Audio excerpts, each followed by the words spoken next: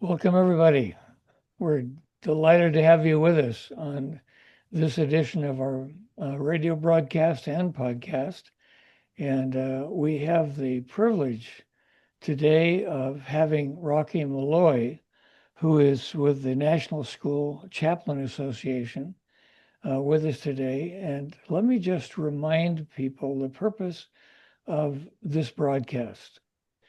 The purpose is not to praise or lift up the people we're interviewing, but is to use their testimony of their walk with Jesus to inspire those of us who are listening to examine how we might be better equipped to be Jesus' hands and feet in our individual contexts.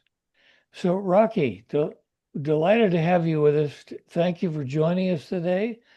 And uh, to introduce you to our audience, I'd like to have you give us your elevator speech. Who is Rocky Malloy, and how did Jesus get a hold of you, and what is the vision He's given you?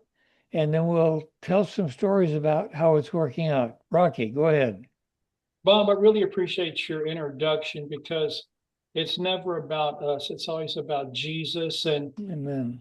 I think about my personal object of prayer is to decrease me so that Christ might increase. So I thought that's a great and probably the best introduction I ever had. Bob, I grew up in a traditional family, all good. I don't have one of those tragic childhood stories, but I was confused because my history book had been changed. And I referenced with other history books and older history books my grandmother had and things, and it left me doubting if the Bible was changed or not. Mm. So I thought the only way to be sure is to die a martyr.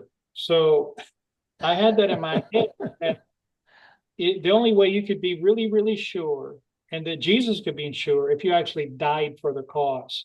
Okay. So I was a, merchant marine officer. I was the commanding commander on a vessel working in the southern part of Mexico on the Pacific side. And I saw some bad things happen to people at the hand of the government. I went there to help them. And they said they wanted weapons. Well, I had a lot of weapons and they had a bunch of drugs. So I started trafficking weapons and drugs, which turned into be a civil war. So I got in huge trouble with that. And it was, you know what, it kind of brought I had opportunity to die a martyr. I was sentenced to death, and the other people that got to jail with me were going to be hung. But the Lord saved me literally. I spent 72 hours in 3 different prisons. I was pardoned. And with the audible voice of the Lord that other people heard to go do what he said. So I basically was sold into slavery and I was a happy slave because I was messing it all up on my son. So and I should have died in prison. So since that point, I've been sold out to the Lord. And my vision is to help other young people not be as screwed up as I was. So Mm. that's why we work in schools, really bringing the good news through chaplaincy, which ministers to the largest unreached people group in the world, which are school children. Wow. Uh, you talk about that very shortly by calling it chaplaincy. What does that mean? I went to school, didn't have any chaplains in my school, and I thought maybe it would be prohibited for chaplains to be in schools. So explain that. How does that work? Well, chaplaincy is very unique, especially in the United States, because it was instituted by General George Washington, Articles of Confederation, which predate our Constitution. Okay. Very first act of U.S. Congress was to install a chaplaincy. So there's 10,000 chaplains, about 7,000 working for the federal government, about 3,000 or so working for the states. So the idea that chaplains are working in private and government institutions is pretty straightforward. As a matter of fact, teachers are the only public employees that do not have access to chaplain care. So to me, it's an act of discrimination against some of the most valuable people in our society. So you're telling us that chaplaincy in schools was mandated by George Washington in the Articles of Confederation. Well, not school chaplains as such, military chaplains, but the idea that government can pay for clergy to minister in a secular environment. That's been a long-standing precedent, 250 years of case law. And the evidence of it is there's government paid chaplains in airports, hospitals, the military, every branch of government. The federal government has chaplains. The states pay for chaplains to work in prisons. Here's the weird thing. You get sent to prison, they give you a King James Bible, you have access to chaplains, and there's no pornography. Our schools are full of pornography sanctioned by the state that's in the libraries of every school in the country. People think you can't have God and no chaplains. I mean, we're giving prisoners a better lifestyle than the young people coming up in our country. We've got to change that, man. Chaplains, look, and I know it's a little confusing, but the reason chaplains are unique is that they represent God, not a religious group or denomination. And there's no law in the United States against God. Okay, so chaplains are legitimate in schools that can be paid by the government. So in our public school system in the US, do we have how are there chaplains and how many are there? And then how would you articulate the need? I mean, it's pretty obvious, but just tell us. Well, our organization has trained and certified well over 42,000 chaplains who are currently working in 36,140 schools. In the US? No, that's internationally. We work in countries, right? So then in the United States, Texas, Louisiana, Florida, and yesterday, Missouri signed it into law. So if it could be legal for the state of Texas, for instance, or Louisiana or Missouri to pay a chaplain in school, it's legal anywhere. Any school in the United States can hire a chaplain. There's no law against that. As a matter of fact, based on the U.S. government labor statistics, there's over 2,000 chaplains working in schools. Now, I don't know where those 2,000 are, but they're out there. So any school in Arizona can have a chaplain. And here's something really important, Bob. Schools that do not provide spiritual care as delivered through a chaplain, which is a constitutional way to do it, are actually creating mental disease. Now, that's a fact that's been testified before Congress. So just think about that. I used to say that unless you provide spiritual care through chaplaincy, you're not providing comprehensive mental health. Well, there's a research psychiatrist or psychologist out of University of Columbia, not necessarily known as a bastion of conservatism, and they have empirical clinical evidence, brain scans, not providing spiritual care creates mental disease. So the military, the U.S. Army, based on her research and her testimony and evidence, initiated something called Strategic Readiness Initiative, where chaplains' role was dramatically increased.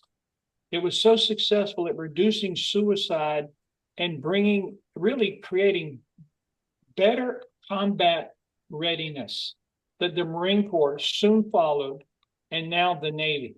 Air Force is still woke.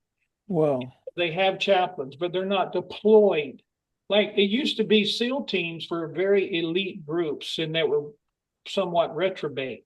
Now, chaplains are embedded in SEAL teams because they make them more efficient as a combat unit. Hmm. Those same things apply in schools. Teachers do better jobs because they're more appreciated. We're taking better care of them. And Wow. let's say a teacher they have some kind of stress. Maybe some children in their class have threatened them, or there's been some violence or problems with discipline. Or let's say a teacher has issue at home. Maybe they're going through a divorce or a problem with one of their own children. Hmm. Who can they talk to confidentially so it doesn't become gossip? Wow. Yeah. So, Rocky, um, I want you to tell us what your organization does. You train chaplains? Do you place them as well? Well, we're not an employment agency, but we do recruit, train, and certify people to work as school chaplains. And we educate school because many times school people are very, patriotic Americans and they want to do the very best for their teachers and their students. They're just not sure how all this works. So we have Right. a package of information for the schools, superintendents, and school boards. We also have, for instance, different legal organizations and even the state of Texas, their Texas Solicitor General has created school policies that could be a model for schools to use. It's pretty straightforward. There's a lot of mental health care in schools, but it's not spiritual. And Mm. we're spiritual beings. Right. So if a child or a teacher goes to one of the like licensed professional counselor and they recognize, okay, you are depressed, you're clinically depressed. Almost all depression is caused by guilt, either something you perceive that you've done something bad or somebody something bad to you. That's all. That's it. That's the end of the conversation, unless they give you some medicine or you go to therapy. The chaplain can pray with you to forgive yourself or forgive other people so you can move on. You can forgive Wow. it. You can get it out of your system. That is so powerful. Yes, it is. But the counselor cannot legally do that. But okay, how would somebody that's listening get more information about your program?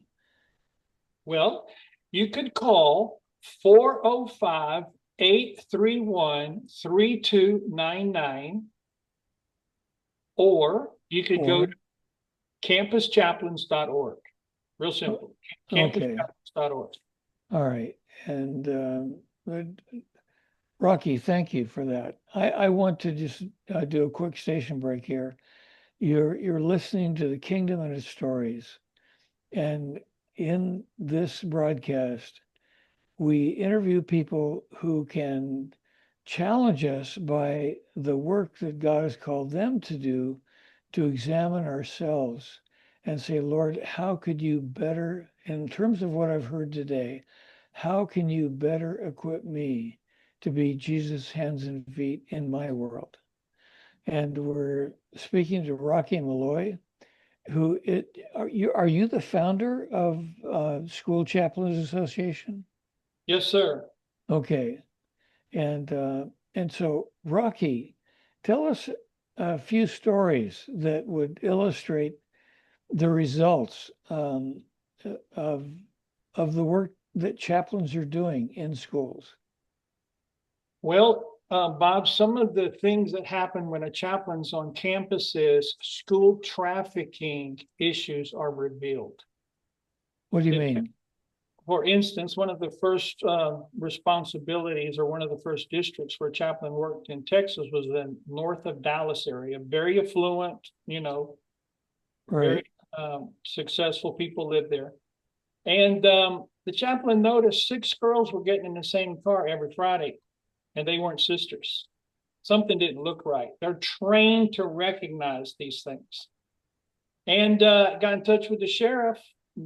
Guess what? Those 6 girls were being trafficked. People think that trafficked children are kidnapped and taken out of the state or out of the country. That's not the vast majority of trafficking is not that scenario. The vast majority are children who are coerced, generally through fear, to perform things that they don't want to do. I don't want to get into too much details. I'm sure everybody can figure that out. So what happens? You're Rocky, you're talking about sexual trafficking. Sexual trafficking. That's right. These And young so people. so these girls were voluntarily, or were No, they being no. coerced?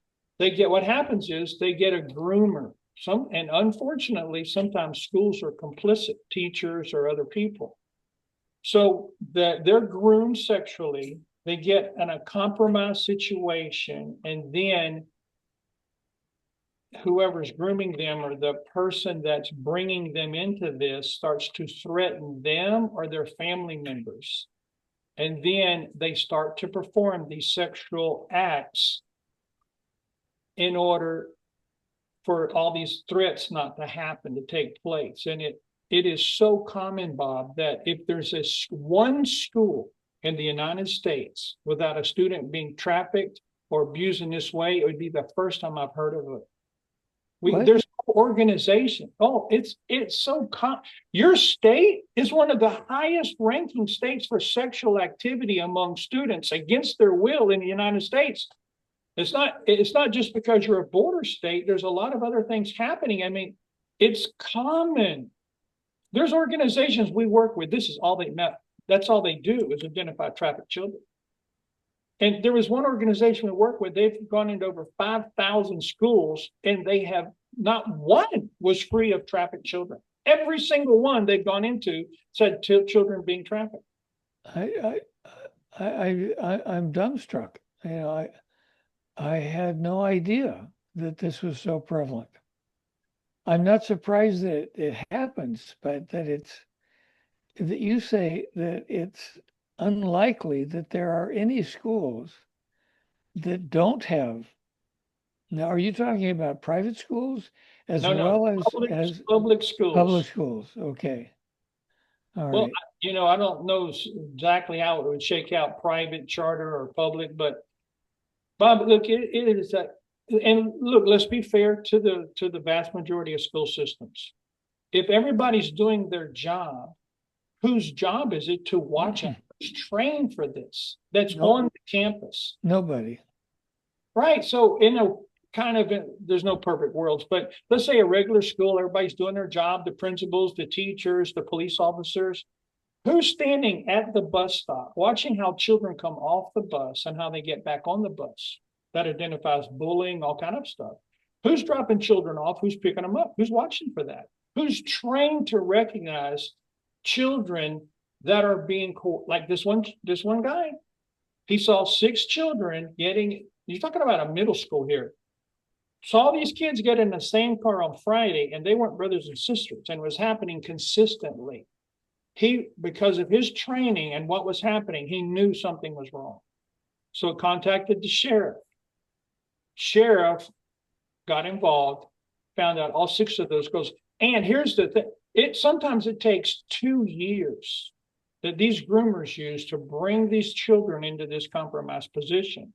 So our children my daughter, some years ago, our daughter's, she's a couple years in the university now. When she was a sophomore, she was communicating with a person. She didn't really know who it was.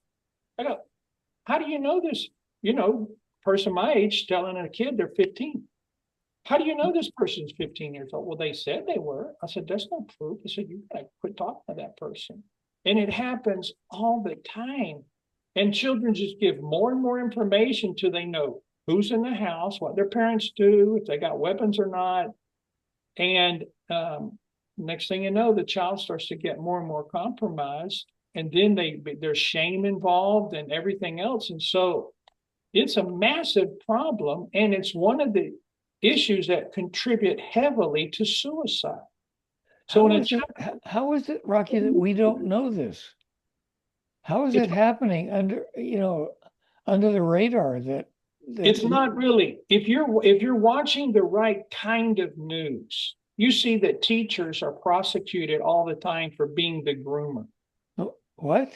Teachers, yeah, I know. Teachers, if like for instance, I'm set up, I get news feeds.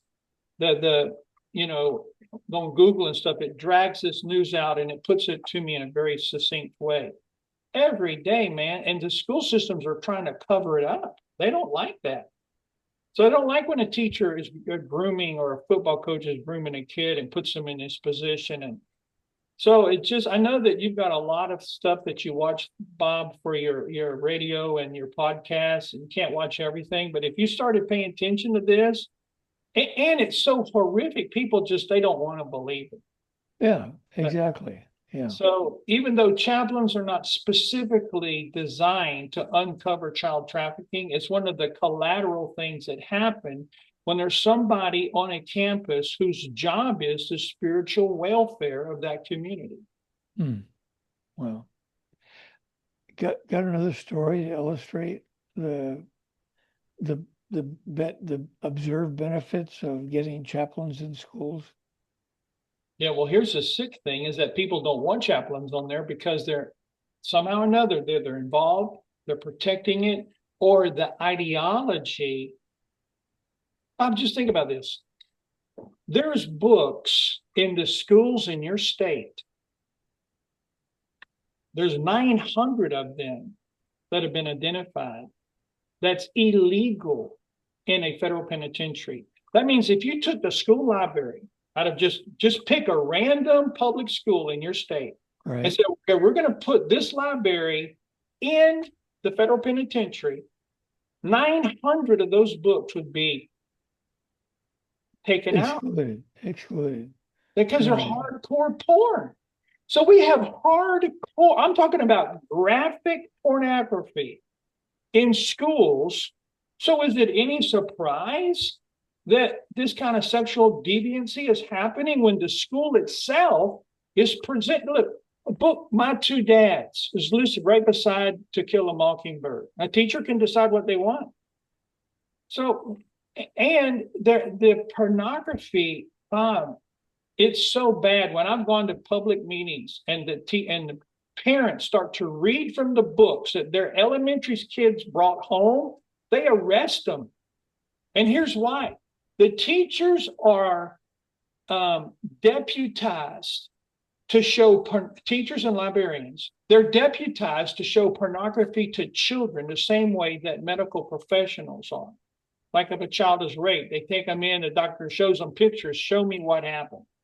That's how teachers and librarians. So when a parent reads the same pornography at a school board meeting, they're arrested because they are not deputized to give a public display of obscenity. That's how stupid it is.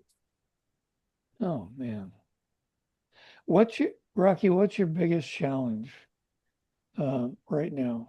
Our biggest challenge is basically ignorance. People just like they go, oh, how could it be legal to put chaplains in school? How can a chaplain open up prayer every morning for Congress? There's not 5,000 chaplains. They go, oh, you have to have somebody representing everybody. No, there's one chaplain in the Senate, which happens to be a retired rear admiral for the Navy, and there's a lady chaplain for the House of Representatives. Every morning they open up with prayer, because they're privileged and protected clergy according to the U.S. Constitution. A chaplain can open up prayer in the morning and then lead in the Pledge of Allegiance or whatever. But that can happen. This is just unbelievable ignorance that we allow people that have a perspective different than an American perspective about what can and cannot happen in school. It's just not true. It's not legal. It's actually illegal to say you can't do this. Rocky, you've got 30 seconds to challenge those who are listening. What would you challenge them, our listeners, to do? Go to our website, campuschaplains.org. Okay. Campuschaplains.org. Go there. There's a free course that you can take to understand what chaplains can and cannot do, how you could qualify to be a chaplain, what would disqualify you, for instance, to be a chaplain, and help me get chaplains into the schools in the great state of Arizona. Rocky Malloy, thank you so much for being with us today. God bless you and bless the effort that you're leading. God bless. Sir.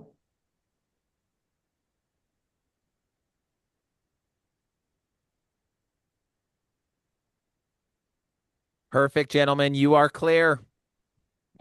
All right. Thanks, Rocky, Thank you, thank Jeremy. Rocky, thank you so much. It's Yeah. great to have you on, Rocky. I appreciate the facts and so forth. So this will be on. I'll send you a link so you can look at the podcast. Or share the podcast if you would. It's going to be on Spotify and Apple Podcast. So it'll be about 3 or 4 weeks. I'll send you the date, okay, when it goes live, and then you can just send it around. Appreciate that. Yeah, and what you're doing is awesome. So good.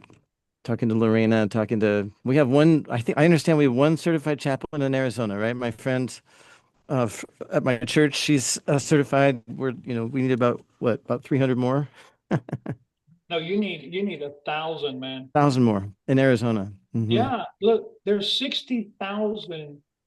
Well, there's 130,000 school campuses in the United States, round number. So even if only half of them said, yes, we want a chaplain, that's 60,000 something right there. So, and what's happening is we're in states where this is passed into law and school boards came against it. Unbelievable amount of them lost their next election. Parents want, and look, if you're a Muslim, if you're an LDS, Latter-day Saints, or you're a Baptist, whatever, if you're a mom and a dad, your number one concern is that kid comes home from school. And chaplains, it's a fact. They make campuses safer, less likely to have a mass shooting on a school campus with a chaplain. That's a fact. So the left might not like it, but that's a fact. Okay, so now what parent doesn't want that in school? Yeah. What parent, look, when kids are being trafficked in school, they create problems for other kids because they're having experiences other 12 and 13-year-old kids are not having. And they're bringing that with them to school. Mom and dads don't know that. They don't know about all the grooming and everything else going on. When there's a chaplain in there, parents have an asset, not really a spy, but they've got somebody guarding their rights. All this children rights stuff, that's Marxism. Parents, until a child reaches 18, they're the person responsible for that child. It's parents' rights. Child rights is how children are being sexually mutilated, abortions and everything else without parents' knowledge because it's supposedly their right. Children don't have rights. It's the parents' rights. And so when they get 18, now they can, go figure it out. But there's so many things in school that is just straight up Marxism. So what happens is when a chaplain gets on a campus, it just halts the march to the left because it's ungodly. Teachers get convicted. Why are they doing? Teachers do a lot of stuff. They're just human beings, right? Just general society.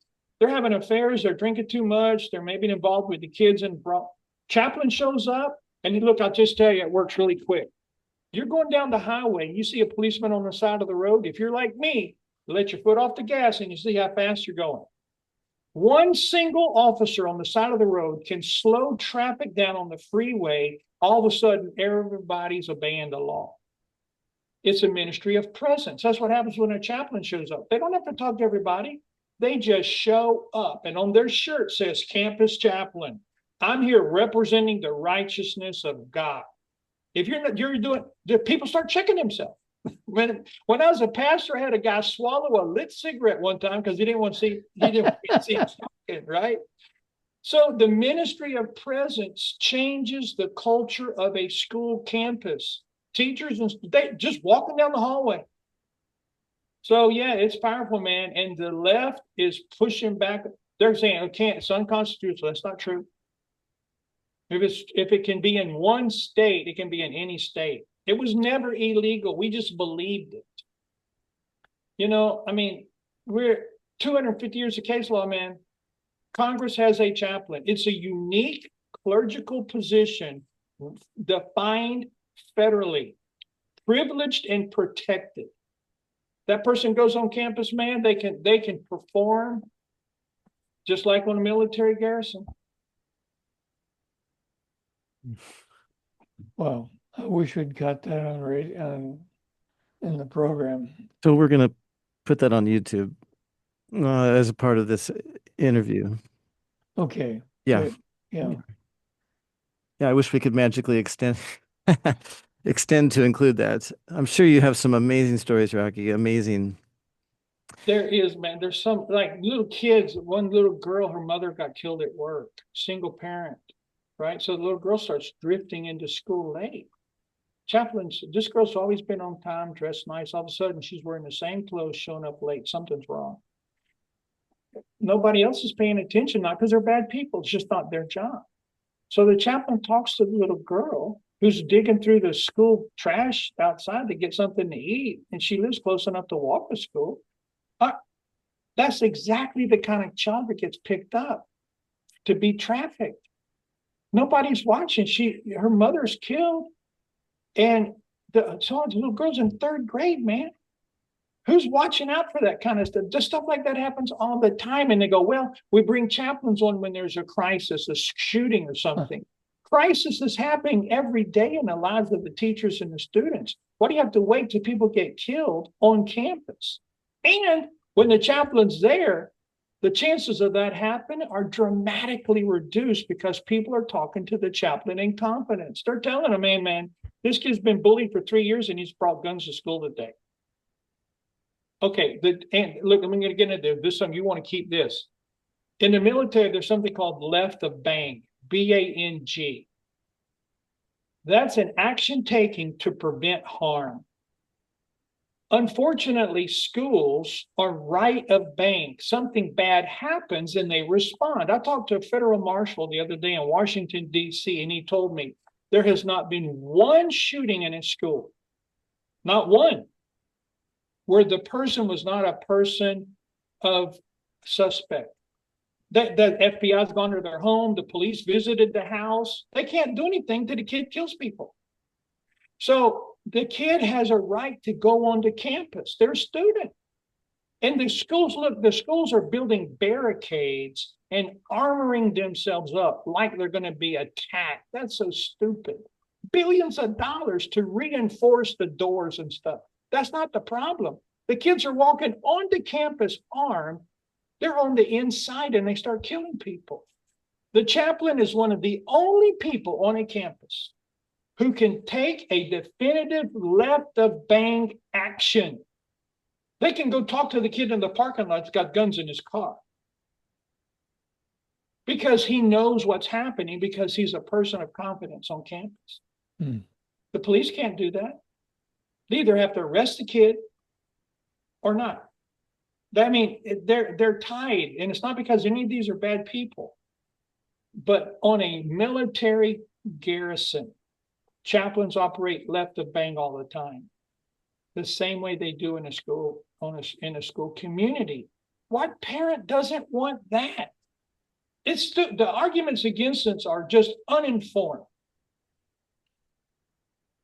Rocky, thanks. Thank you. Yes, sir. Thanks for supporting us. Look, man, you had some legislation filed in your state that was bad. The person that filed the legislation did a very good job following model legislation, but then opposition made several committee and floor amendments that destroyed it. It would have made it impossible to do, and it would have ruined it. So I was happy. For the first time, I was happy the legislation did not pass. So, but you don't need legislation. Any school can have chaplains. It's better if there is legislation because then it funds it openly and it makes it what we've seen more palatable. But yeah, man, your schools can have chaplains today. So that bill that passed the House and it was off to Senate and then the governor, that did not pass. Is that what you're saying? Right. We look. Yeah, we were happy it didn't pass. Okay. The lady that filed the bill did a very good job, but in order for it to pass out of committee, and then they added amendments to it. Then they added more cumbersome amendment on the floor of the House. So it's very difficult for the author of the bill, the sponsor of the bill. The opposition is adding amendments and voting, and as you know, man, it goes really fast. So then the bill got late. It's like, it was made it impossible for it to work. Then it went to the Senate. So, and another thing is that a lot of the Senate, the governors in blue states are recognizing they're losing the narrative, man. All this woke stuff, people aren't lining up behind it, man. These companies that are doing woke and Pride Month, you see it, they're just losing billions of dollars. People aren't really behind that without the administration driving that false narrative. So they like chaplains because it's proven so popular with constituents. People want chaplains. So but they would take a bill like that you can't really do anything. They would actually make it worse. Right now, anybody can have a chaplain. That legislation would encumber it so that if somebody wanted to do it, they couldn't really. So then the governor gets a big win. Hey, I signed it in. But then they signed something that's not practical or really unusable. So I was happy it failed. This next time around, man, I need you guys to help me to keep the bill clean and applicable. Wow.